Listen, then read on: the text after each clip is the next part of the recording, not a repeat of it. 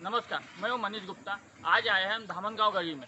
यहाँ पे कांग्रेस पक्ष के कुछ कार्यकर्ता, मेरठ के जो कार्यकर्ता है, वो यहाँ पे गांव-गांव जाके पंजे के लिए नागरिकों को जागरूक करके अपना वोट बैंक, अपना वोट की मांगनी करते हुए अपने कांग्रेस के जो मुख्य वादे हैं, उनका प्रचार करते हुए घूम रहे हैं। इनसे आज जानेंगे इनको किस प्रकार का प्रतिसाद मिल रहा है। तो जमशेद 6 गावाचे लोक आहो आम्ही मेलघाटमधले आणि आता जवळजवळ 3 ते 4 गाड्यांच्या सोबत आहे. आम्ही बळवंत प्रचार करून आलेलो आहोत. प्रत्येक गावामध्ये आम्हाला 60% ते 70%चा प्रतिसाद चांगला व्यवस्थित आहे. आणि लोकांनी जे महागाई, कास्तकारांना भाव नसणे आणि पाहिजे त्या पद्धतीनं मेलघाटचा जो विकास आहे, ज्या ज्या मुद्द्यावर विकासाचं म्हटलं होतं, ज्या ज्या उद्देशावर आता जो रनिंग खासदार आहे, त्या खासदारांनी वादे केले होते. मागच्या वेळेला आम्ही त्याच खासदाराचं काम केलं, सर्व आदिवासींनी काम केलं. परंतु याच्यामध्ये सर्वांना मोठ्या लोकांना एकच ठेकेदारी मक्तेदारी देऊन त्यांच्याचकडे हे केलं होतं. आणि आम्ही प्रपोजल मांडलं होतं की खासदारांनी प्रत्येक 52 ग्रामपंचायत आहेत मेलघाटमध्ये, म्हणजे एका तालुक्यात 52 ग्रामपंचायतमध्ये एका ग्रामपंचायत तिथली बॉडी, तिथले सरपंच त्यांना बोलावणे, त्या गावाची समस्या काय आहे, त्या गावात कोणता निधी द्यायला पाहिजे, त्या खासदार निधीतून जर त्यांना निधी द्यायला गेला असता गावात सरपंचाला घेऊन, तर आज तो वेगळ्या पद्धतीने विकास होऊ शकला असता. परंतु आमच्यासोबत केलेले वादे, कारण मागच्या वेळेला आम्ही त्यांचंच काम केलं होतं, पण त्यांनी केलेले वादे ते पूर्ण झाले नाहीत. त्याच्यामुळे ती जनता नाराज आहे. म्हणून आम्ही यावेळेनं एक बदल म्हणून मेलघाटमध्ये म्हणा किंवा आम्ही आमच्या पद्धतीनं काँग्रेसनी जे वचननामा काढलेला आहे, त्या वचननामा जनतेसमोर जाऊन त्यात सर्वात महत्त्वाचा कास्तकार आहे, रोजगार आहे, सुशिक्षित बेकार यांच्या समस्या आहेत, या घेऊन आम्ही प्रत्येक गावामध्ये फिरतो आहे आणि त्या ठिकाणी आम्हाला 60% ते 70% प्रतिसाद मिळतो आहे. अशा पद्धतीने आमचा प्रचार चालू आहे. दादा, आप कितने गांव घूमे सुबह से? किस प्रकार से कौन कौन गांव गए थे? हम ये लोकसभा के प्रचार में जहाँ भी हम 5-6 गांव में जाकर आए तो बहुत से समस्या से घिरा हुआ है मेलघाट है। और पिछले वक्त श्रीमती नवनीत राणा जी कांग्रेस और राष्ट्रवादी के सहारे से लोकसभा में खड़े थे। उनके लिए हमने जिस पद्धत से काम किया था, जिस लगन से काम किया था, लेकिन उन्होंने थोड़े दिन में ही उन्होंने अपना पाला बदल दिया और वो बीजेपी के साथ में चले गए। यानी सब लोग दुखी हो गए और इस वक्त वो बीजेपी के टिकट पर है और बीजेपी का जो मुद्दा है वो मुद्दे को लेकर लड़ रहे हैं।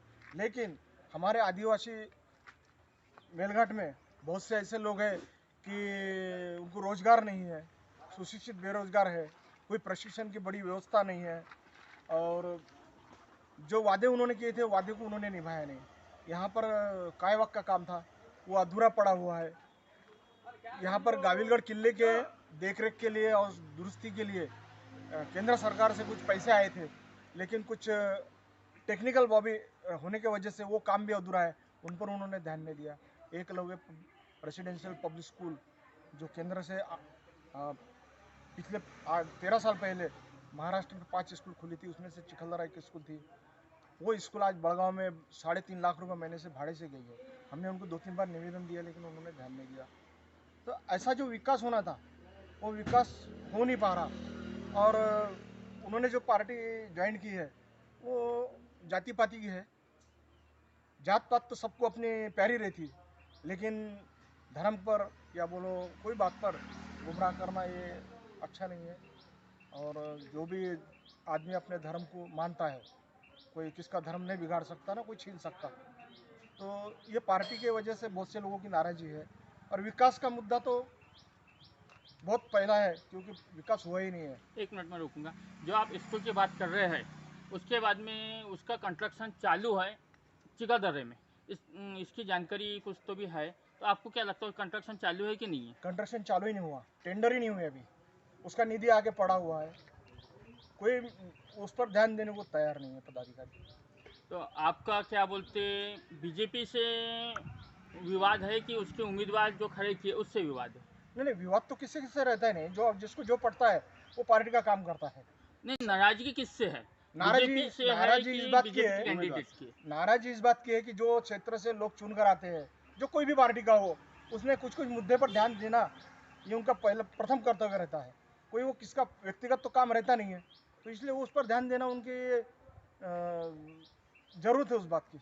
आपका क्या कहना है, कैंडिडेट से नाराज है कि बीजेपी से विषय नाराज है? ऐसा है कि पहली बार तो वो उम्मीदवार से नाराज है, इसलिए कि हमने जो काम किया, उन्होंने जो वादे किए थे वो वादे वो पूरे कर नहीं कर सके। इसलिए हम जब जनता के सामने जाते हैं तो जनता हमको ये पूछती है कि तुम वोटिंग मांगने आए, समझो नवनीत जी के लिए तुम वोटिंग मांगने आए, लेकिन तुम गए चक्कर आए थे, तुमने वादे किए थे, वो पूरे वादे किए नहीं।